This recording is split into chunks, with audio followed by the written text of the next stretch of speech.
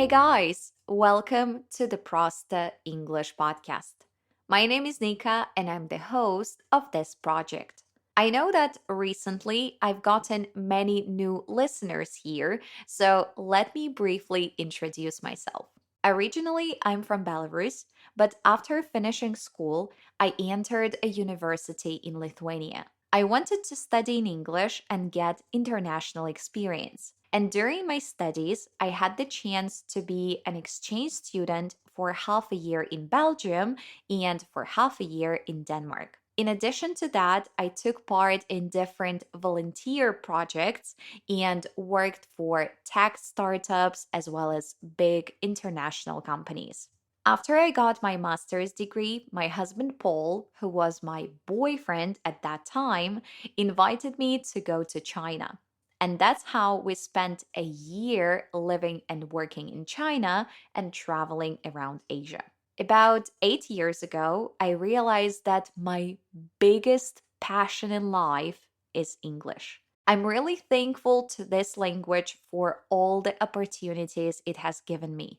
And this is how I found myself in teaching. I was and I still am driven by the idea of helping people learn English in a fun and easy way so they can later use this powerful tool to achieve their goals, whether it's career development, relocation, traveling, or personal growth. And since 2018, I've helped more than 1,000 students become fluent and confident in English. And I'm happy that with the help of this project and this podcast, I can help even more people fall in love with the language. So, guys, thank you for being here. You are in the right place if you want to boost your listening skills and expand your vocabulary.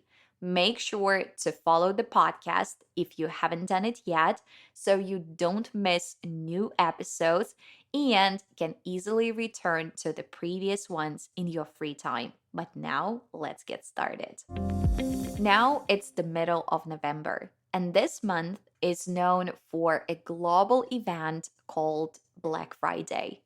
Many shops, online platforms, and stores try to make us buy more during this time by offering discounts, sales, and limited time deals. That's why in this episode of the podcast, I decided to talk about the marketing tricks and traps that companies use to encourage us spend much more money than we planned. Maybe this episode will help you become more careful and attentive to the little tricks companies use to push you toward buying something. And I hope your shopping experience will become more conscious and that you will feel more in control when you decide to make a purchase. First of all, I want to start with grocery shops. Supermarkets are absolute experts at making us buy more than we actually need. For example, have you ever noticed that near the entrance of a grocery store, there is a stand with fresh pastries like croissants, buns, cinnamon rolls, crunchy baguettes, and so on? And all these tasty items are placed there on purpose to catch your attention the moment you walk in. The smell of freshly baked pastries instantly makes you feel hungry, even if you weren't hungry at all before entering the store. And this is done intentionally to put you in a treat yourself mood and make you more likely to add extra items to your basket. The next trick that grocery stores use is promotion. For example, in Poland, we often see offers like the second pack of cookies is 50% cheaper, or buy 3 yogurts and get the fourth one for free.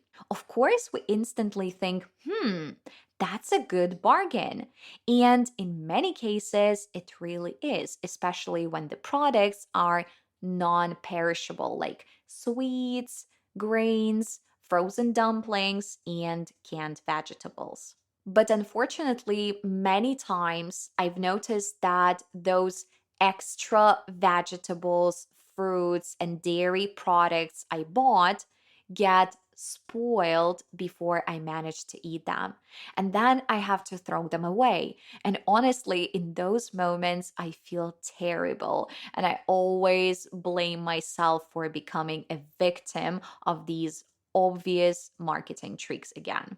Another trick is placing essential items that everyone buys at the very end of the store. This way, while walking to get the things you actually need, you pass a lot of tempting products and might grab something impulsively. Also, supermarkets usually place the most expensive items on the shelves right at eye level, and the cheaper alternatives are often put either very high up or all the way at the bottom. Stores do this because most people simply choose what they see first without comparing prices too much. And by keeping the premium and more expensive brands right in front of your eyes, they increase the chance that you will pick them automatically. And finally, there is the classic trick of placing small and cheap items near the checkout, like chewing gum, chocolate bars, mini snacks, and batteries. These are all last minute temptations. And while waiting in the queue, we get bored and start looking around. And that's when we often grab something unnecessary just because it's right there in front of us.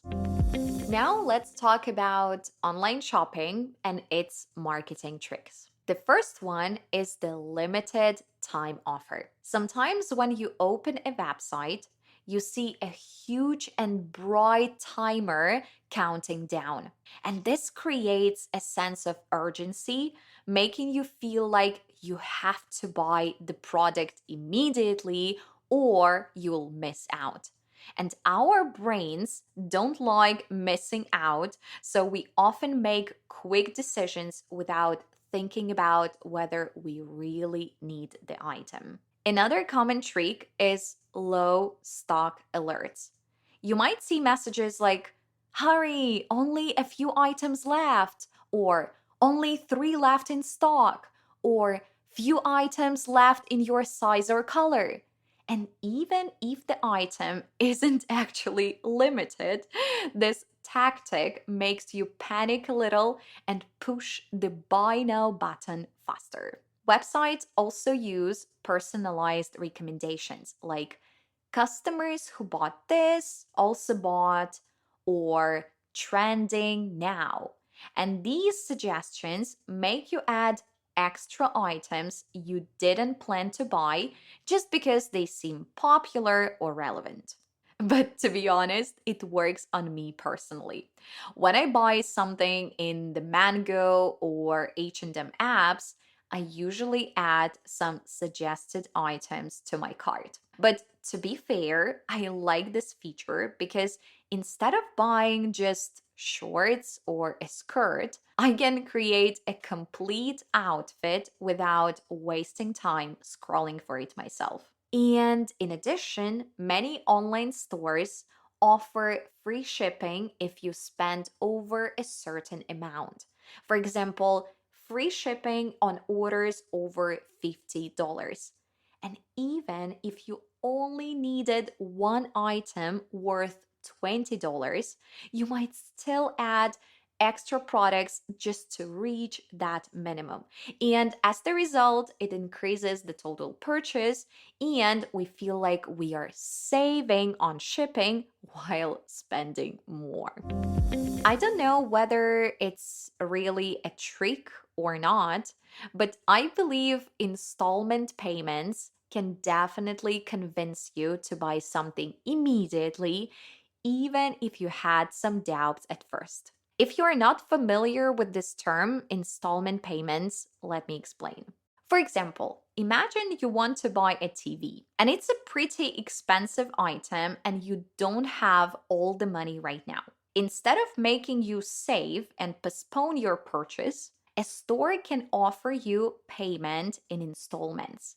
This means that over the next 12, 24, or 36 months, depending on the conditions, you pay a fixed amount each month, often without any interest. I've heard some investors and financial advisors on social media say that installments can be a trap. They argue that it drains your financial energy and mental focus, and having these long term responsibilities can make it harder to reach bigger financial goals. But honestly, I think it depends on the situation. When we were building our apartment, we had to pay builders, buy materials, furniture, and other essentials. And in just a few months, we spent a huge amount of money, and it was mentally tough to have so little cash left. So, for our electronics, the TV, washing machine, dryer, dishwasher, oven, and stove, we decided to use installments. And for 12 months in a row, we paid a little each month. And it was much easier mentally than paying everything at once. But let's be honest, I do not drive a Mercedes and I do not own flats in different countries. So, probably I'm not the best financial guru, and you do not need to take my advice as absolute truth. I'm just sharing my personal experience. Some additional marketing tricks that came to my mind are the following. The first one is offering more attractive prices. For example, instead of $10, we usually see $9.99 or $9.95, which makes the product feel slightly cheaper and more appealing. Another trick is using popular ingredients. Do you remember the trend with Dubai chocolate? At one point, it felt like every cookie, ice cream, and candy came in a Dubai chocolate flavor. And even if you weren't interested, the marketing was so aggressive and persuasive that you almost felt pushed to buy it. Now in Poland, I'm noticing a similar trend, but with matcha. There are many new cafes that sell only matcha drinks and desserts. In shops, I've seen candies, nuts, chocolates, and even sushi with matcha flavor. And even though I'm trying to cut down on sugar now, I still couldn't resist buying dried strawberries, chocolates, and nuts with matcha. I think that with all these endless discounts and aggressive marketing tricks, it's really important to stay conscious. First, so we don't spend all our money on things we don't need. And second, so we don't fill our homes with clutter that drains our energy. I've collected a few tips that work well based on my personal experience. First, when it comes to food, never go grocery shopping hungry. Try to eat beforehand because otherwise you will definitely end up buying much more than you planned. Second, create a shopping list. Write down all the groceries you need and try to stick to the plan. The same goes for clothes shopping. Of course, sometimes we all need a little impulsive purchase to boost our mood and just treat ourselves. But if you want to shop more consciously, I also recommend making a shopping list in advance because it really helps you stay focused and avoid unnecessary items. Third, try to go grocery shopping only once a week. In this case, you plan better, buy only what you really need, and avoid those extra traps that often lead to unplanned purchases. When you go more often, it's easy to pick up little things you don't need just because they look tempting or are on sale. And by limiting your visits, you save both money and time, and it also makes it easier to stick to your shopping list. If you want to go to a shopping mall, try to analyze your wardrobe first. Pay attention to what you already have so you don't buy similar or repetitive items. I've also heard a life hack from a stylist like before buying anything, make sure that the item will match with at least three other things in your wardrobe. This way, you will be sure that you will wear it not just once, but many times and in different combinations. Another tip from me is about giving yourself time before buying. When I go shopping and feel tempted to buy more than I need, I try on different clothes, take pictures of the price tags, and give myself a few days to think. If I still want the items after a few days, I usually order them online.